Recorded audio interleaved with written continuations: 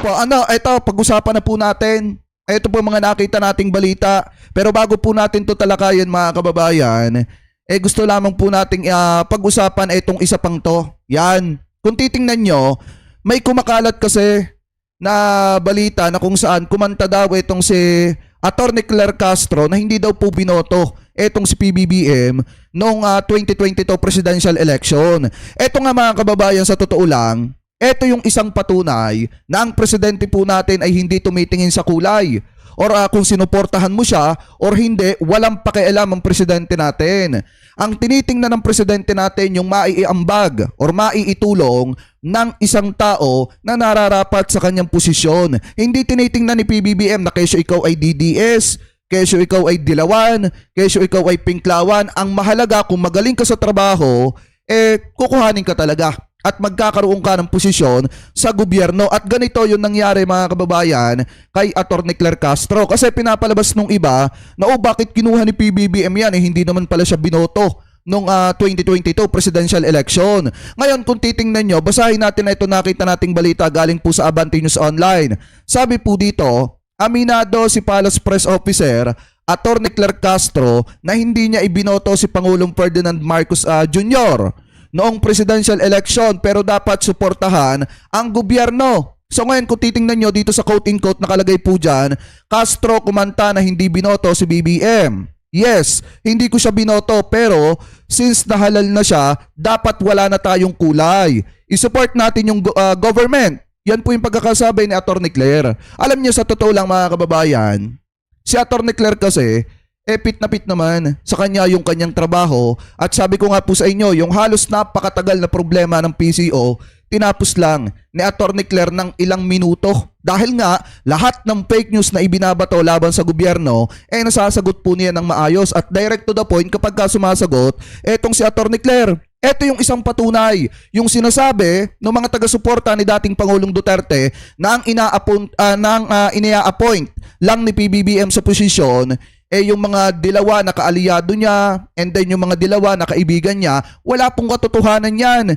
Kasi sa totoo lang, kung ikaw ang presidente mga kababayan, di ba sa panahon ni Duterte ang ginagawa nila, ang inia-appoint nila yung mga kaibigan ni Duterte na personal, yung mga kaaliyado niya na personal mga kababayan, at yung iba pa na basta loyal sa kanya. Pero sa panahon po kasi ni PBBM, wala siyang tinitingnan na political color. Ang mahalaga dito, kailangan nagagampanan mo yung trabaho mo, aktibo ka sa trabaho mo, nagagawa mo ng maayos yung trabaho mo, at wala kang ginagawang masama sa gobyerno na makakadulot ng ikasasama ng mamamayang Pilipino.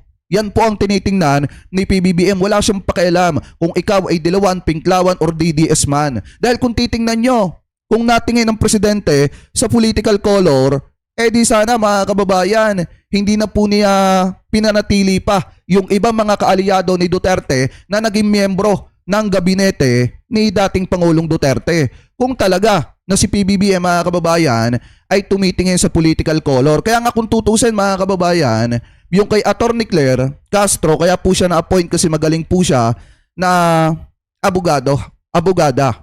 Magaling po siya mga kababayan magsalita, nasasagot niya ng maayos yung mga katanungan sa kanya, nakakapagtrabaho siya ng maayos para i-defend ang ating gobyerno sa mga fake news na ipinapakalat ng kampo ni dating Pangulong Duterte. So wala tayong nakikita masama kung hindi ibinoto ni Atty. Claire etong si PBBM, or kung ibinoto niya, wala pong masama doon. Hindi po yun ang sukatan para hindi siya kunin ng gobyerno ni PBBM. Ano po? So ngayon, punta naman po tayo mga kababayan dito sa videong ito na nagsisirculate sa social media, na kung saan napakaganda po ng mensahe dito ni Anthony Taberna or netong si Katunying patungkol po sa pagkakaaresto ni dating Pangulong Duterte. So ito, i-play po natin. Pigilin ng Pangulo yan eh.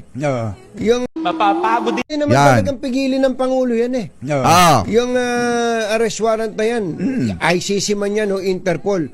Kaya lang, meron ka ba naman kang konsolasyon na pigilin yung arrest warrant, walang lubay ang mga Duterte, katitira sa'yo. Ayan. Ba't ka naman gagawa Kung tutusin talaga mga kababayan, sa totoo lang may magagawa ang presidente. Pwede niyang pigilan yon kung tutusin mga kababayan. Kaso ang problema kasi dito, bakit niya pipigilan yon kung araw-araw siyang sinisiraan, binabatikos, at araw-araw siyang pinapangarap na gustong patalsikin sa kanyang gobyerno, mga kababayan. Kahit ako ang presidente, hindi ko din gagawin yan.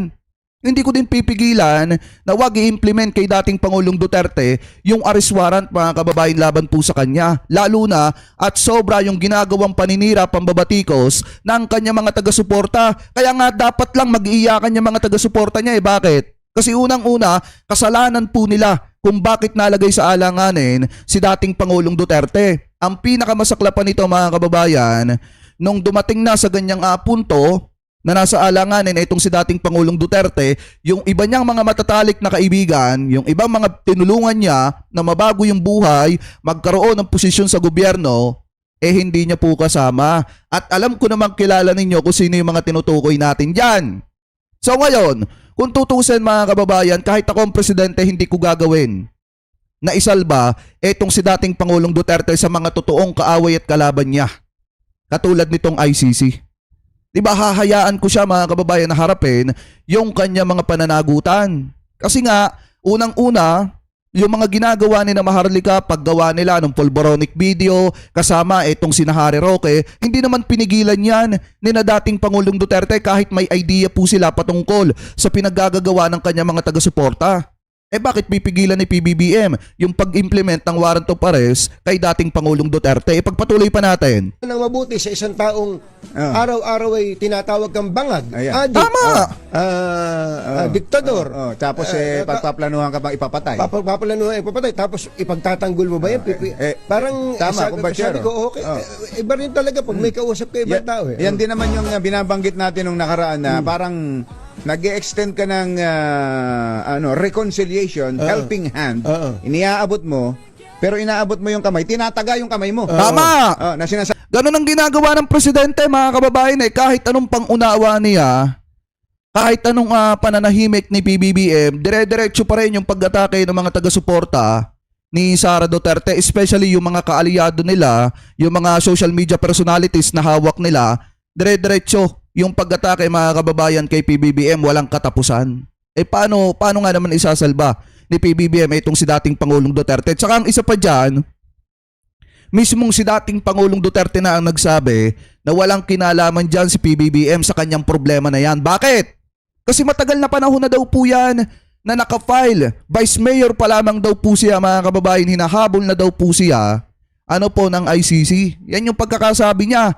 Kaya wag daw kaladkarin ang pangalan nitong si PBBM. Ngayon, mga kababayan, hindi naman siguro kasalanan ng presidente kung hinayaan niya si dating Pangulong Duterte na harapin yung kanya mga totoong kaaway. Dahil nga, ang tingin ng kampo ng mga Duterte, ang mortal nilang kaaway ay itong gobyerno ni PBBM. Pero hindi nila alam, mga kababayan, na ang gobyerno ni PBBM ang tanging makakasalba kay dating Pangulong Duterte na unti-unti nilang sinisira at tinitibag. Diba? Kaya nga kahit sino talaga, hindi gaganahan na isalba at sagipin na itong si dating Pangulong Duterte. Lalo na, mga kababayan, at dun sa pananahimik ng presidente, hinahayaan niya itong mga Duterte na ma-realize na mali yung ginagawa nila. Kaso nga lang ang problema, the more na nananahimik si PBBM, dire-diretso yung pag-atake at pagtira sa kanya ng kampo ng mga Duterte. Kaya kahit sino talaga mananawa na isalba etong si Digong. Ipagpatuloy pa natin. Sabing bangag ka. Ba't mo kami abutin? Bangag ka. Adik ka. Adik ka. Diba? Ngunit ka. Lahat. Paano nga naman mangyayari? Kumbaga, andun tayo, umaasa ka sa kapwa mo na mabuti ang gagawin sa'yo, pero ginagawan mo naman siya ng masama. Sabi dito, walang kaluluwa ang anak ni Digong na siyang nagpahamak sa kanya. Alam nyo, kilala ko yon. Kilala ko yon, mga kababayan, kaso hindi ko sasabihin. Pero kilala ko, gawa ng kung titingnan nyo, kagabi ipinagtanong natin kung sino yung tinutukoy ni Sian Gasa. And then yung siguro sa 4 na pinagtanungan ko, iisang pangalan lang yung lumalabas. Alam kong kilala nyo din yun. Yun ang sinasabi natin. Ayan biruin nyo, mga kababayan, napakaganda ng komento dito ni Katunying. Pwede nga naman pigilan ng presidente yan kaso ang problema, paano nga pipigilan ng presidente kung ayaw magpapigil, ayaw magpaawat ng kanya mga taga-suporta, kanya mga kaalyado o mismo yung kanyang anak sa pagtira sa presidente. Alam niyo kung tutusin, kasalanan din ni Sara Duterte kung bakit nangyari sa kanyang tatay yun. Bakit mga kababayan? Kasi kung mas inuna niya lang sana na makipagtulungan sa investigasyon ng Kamara. Eto sa investigasyon ng Kamara, sagutin yung mga katanungan na kung wala namang katotohanan, napakadaling sagutin. Ano ba ang ginawa ni Vice President Sara Duterte? Nung na-contempt yung kanyang paboritong staff, di ba na-provoke etong si Sara Duterte na magsalita ng kung ano-ano laban sa presidente hanggang sa pagbanta ng buhay ng presidente. Tapos ang pinakamasaklap pa dyan mga kababayan, humantong pa nga sa point na kahit si House Speaker, si First Lady Lisa Marcos, pinagbantaan din niya. Hindi pa dyan nagtatapos. Dahil kung matatandaan nyo nung bandang July 2024, nagpalabas sila ng video, na pulboronic video na kahit wala namang katotohanan, hindi man lang nagbigay ng pahayag etong mga Duterte o hindi man lang nila kinundi na yung fake news na ipinapakalat ng kanilang mga social media personalities na hawak po nila.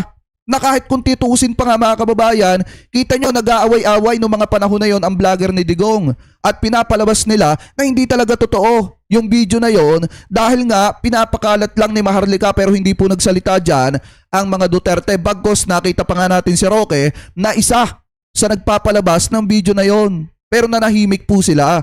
Tapos ngayon, mag-e-expect sila. Gusto nila ipagtanggol sila ng PBBM. Gusto nila gumawa ng aksyon ng gobyerno para bawiin sa The Hague, Netherlands etong si dating Pangulong Duterte. Hindi na po pipede.